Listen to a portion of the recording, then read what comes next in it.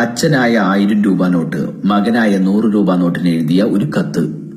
എന്റെ പ്രിയപ്പെട്ട 100 രൂപ നോട്ട് മോനെ, ഹൃദയം തകരുന്ന വേദനയോടെയാണ് ഈ കത്തെഴുതുന്നത്.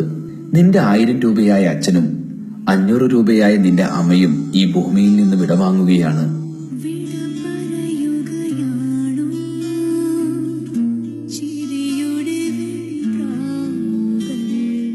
ഒരുപാട് മോഹങ്ങൾ ബാക്കി വെച്ചാണ് ഞങ്ങൾ നിങ്ങളെ വിട്ടുപിരിയുന്നത്.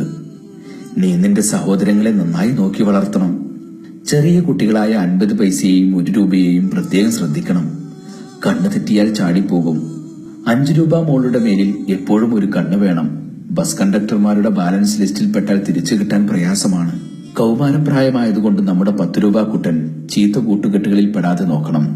അതുപോലെ നമ്മുടെ 20 രൂപ മോൾക്ക് കല്യാണപ്രായമായതാണ്. നല്ലൊരു ആലോചന വന്നാൽ കെട്ടിച്ചയക്കാൻ മടിക്കരുത്.